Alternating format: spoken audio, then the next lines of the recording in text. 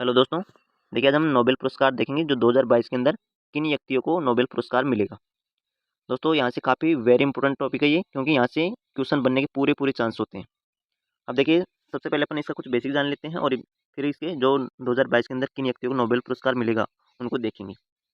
देखिए सबसे पहले हमारा पॉइंट क्या है, नोबेल पुरस्कार विजेता के नाम की घोषणा कब की गई है।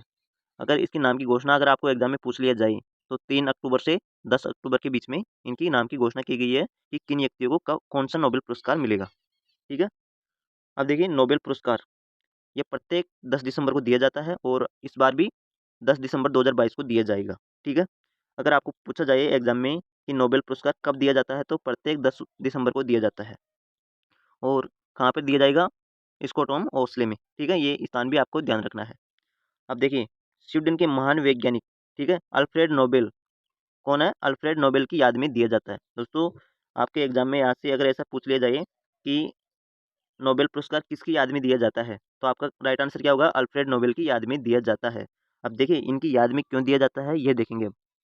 अल्फ्रेड नोबेल एक वैज्ञानिक था, ठीक है, और इसने डायनामाइट का आविष्कार भी किया था। और दोस्तों इसने का बहुत सारे आविष्कार किए थे, लगभग इसने 350 के समथिंग आविष्कार किए थे। ठीक है। तो अब देखिए जब इनकी मृत्यु हुई थी, ठीक है, अपनी मृत्यु से पहले अपनी संपत्ति का एक बड़ा हिस्सा एक ट्रस्ट के नाम कर दिया था। ठीक है। अब देखिए उनकी इच्छा थी मृत्यु से पहले कि जो संपत्ति उसने एक ट्रस्ट के नाम किया था उनके जो ब्याज हो रहा है, ठीक है, और उन ब्याज से उन लोगों को सम्मानित किया जाए जो मानव जाति के लिए सबसे बड़ा कल्याणकारी कोई कार्य करे। ठीक है। अब स्वीडन के बैंक में वो जमा राशि कर दी गई है और उसी राशि के ब्याज से हर साल नोबेल पुरस्कार दिया जाता है नोबेल फाउंडेशन के द्वारा। ठीक है, ये आपको ध्यान रखना है। और अगर इनकी मृत्यु पूछ ली जाए तो इनकी मृत्यु कब हुई थी, इसकी मृत्यु हुई थी 1896 को। ठीक है, 1896 को इसकी मृत्यु हुई थी। अब देखिए नोबेल पुरस्कार कितने क्षेत्रों में दिया जाता है, आपके एग्जाम में यहाँ से भी क्वेश्चन बनता है। देखिए साहित्य के अंदर दिया जाता है, चिकित्सा, शांति, भौतिक विज्ञान और रसायन विज्ञान और अर्थशास्त्र। अब देखिए अर्थशास्त्र को अपन देखें, अर्थशास्त्र को स्टार्टिंग में नहीं दिया गया था, इसे 1968 के बाद में जोड़ा गया था। ठीक है, 1968 से इसे स्टार्ट किया गया था और बाकी जो 5 नोबेल पुरस्कार है उसे 1901 से ही देना स्टार्ट कर दिया था। ठीक है, ये आपको ध्यान रखना है। अगले पार्ट में चलते हैं। अब देख ली देखिए शांति के अंदर किन व्यक्तियों को नोबेल पुरस्कार मिलेगा 2022 के अंदर। अब देखिए अगर शांति के अंदर देखिए तो 3 व्यक्तियों को नोबेल पुरस्कार मिलेगा। देखिए फर्स्ट एल एस बियालिया तस्की। ठीक है, कौन है, एल एस बियालिया तस्की। ये कहाँ का है, बेलारूस के मानव अधिकार अधिवक्ता। ठीक है, बेलारूस का है। अगर आपको ये भी पूछ लिया जाए कहाँ का है तो बेलारूस का मानव अधिकार अधिवक्ता है। और कौन है, एल एस बियालिया तस्की। ठीक है, ये आपको ध्यान रखना है, इसे शांति के अंदर नोबेल पुरस्कार मिलेगा।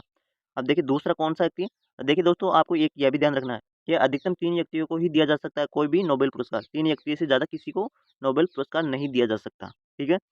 अब देखिए दूसरा किसे मिला नोबेल पुरस्कार शांति के अंदर, मेमोरियल। ठीक है, और ये कहाँ का है? रूसी मानवाधिकार संगठन है। ठीक है, रूसी मानवाधिकार संगठन है ये।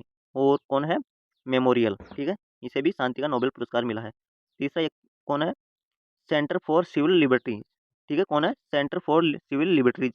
और ये यूक्रेन का मानवाधिकारी संगठन है। ठीक है, यूक्रेन का मानवाधिकारी संगठन है, इन्हें तीनों को नोबेल पुरस्कार मिला है 2022 को शांति का। ठीक है। उसके बाद में अपन साहित्य के बारे में देख लेते हैं। अब साहित्य के अंदर तो एक ही व्यक्ति को इसे नोबेल पुरस्कार मिला है, कौन है, एनी एनोर्कस। ठीक है, कौन है, एनी एनोर्कस को फ्रांसीसी लेखक है ये। ठीक है, ये भी आपको ध्यान रखना है। देखिए दोस्तों आपको ये भी ध्यान रखना है ये कहाँ का है, क्योंकि कभी कभी आपको एग्जाम में यहाँ से भी क्वेश्चन पूछ लिया जाता है जब क्वेश्चन को डिफिकल्ट करना हो। ठीक है, इसलिए आप ये भी ध्यान रखा करो। उसके बाद में देखिए चिकित्सा के अंदर किसे मिला 2022 का नोबेल पुरस्कार। 2022 की अगर चिकित्सा की बात करें तो ये मिला है स्वाते टांगो और ये स्वीडन का है। ठीक है, चिकित्सा का मिला है स्वाते टांगो को और ये स्वीडन का है। अब रसायन की बात करें तो रसायन में भी 3 व्यक्तियों को नोबेल पुरस्कार मिला है। अब देखिए कैरोलिना रूथ स्टोरी। ठीक है, और ये अमेरिका की एक महिला है, ये आपको ध्यान रखना है, अमेरिका की एक महिला है। दूसरा देखिए मोर्टन पीटर मेडल। ठीक है, और ये डेनमार्क का है। उसके बाद में तीसरा देखिए बेरी शार्पलेस। कौन है, बेरी शार्पलेस, ये भी अमेरिका का है, ये आपको ध्यान रखना है। तीनों रसायन विज्ञान के अंदर दिया गया है। अगले देखते हैं आप। देखिए अब भौतिक के अंदर देखते हैं। भौतिक के अंदर भी 3 व्यक्तियों को नोबेल पुरस्कार मिला है 2022 के अंदर। किसे मिला, एलन एस्पेक्ट। एलन एस्पेक्ट कहाँ का है, फ्रांस का, ये आपको ध्यान रखना है।